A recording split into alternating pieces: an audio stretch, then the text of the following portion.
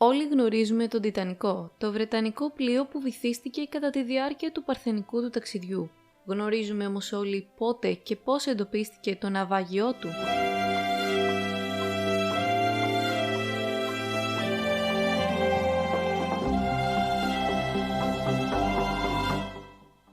Ο Τιτανικός βυθίστηκε τον Απρίλιο του 1912 στον Βόρειο Ατλαντικό ωκεανό λόγω πρόσκρουσης σε παγόβουνο κατά τη διάρκεια του πρώτου ταξιδιού από το Southampton στη Νέα Υόρκη. Από τα περίπου 2.230 άτομα που βρίσκονταν στο καράβι, περισσότερα από 1.500 έχασαν τη ζωή τους. Το ειρωνικό ήταν ότι το παρατσούκλι του Τιτανικού ήταν ο αβύθιστος.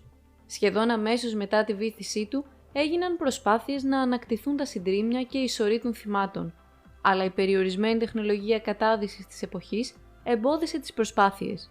Για περισσότερα από 70 χρόνια από τότε που βυθίστηκε ο Τιτανικός, η τοποθεσία των συντριμμιών του αποτελούσε ένα μυστήριο.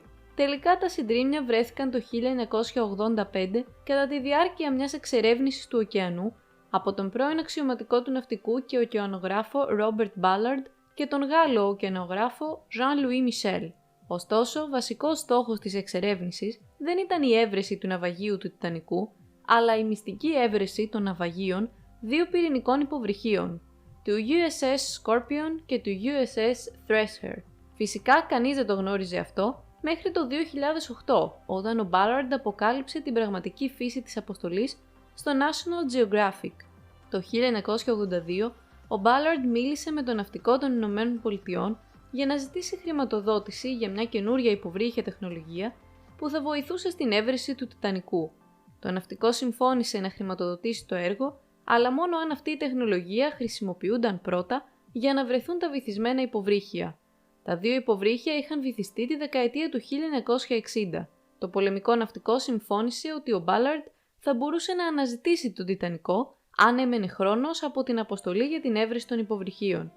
Τα υποβρύχια βρέθηκαν και είχαν μείνει 12 ημέρες, τις οποίες ο Ballard μπορούσε να αξιοποιήσει για να βρει τον Τιτανικό.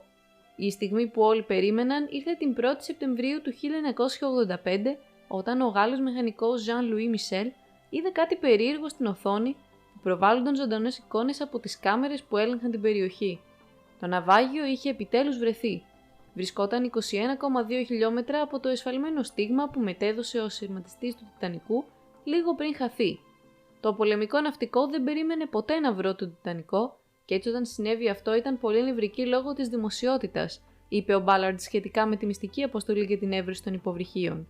Αλλά οι άνθρωποι ήταν τόσο συγκεντρωμένοι στο θρύλο του Τιτανικού που ποτέ δεν συνέδεσαν τις κουκίδες, είπε ακόμα.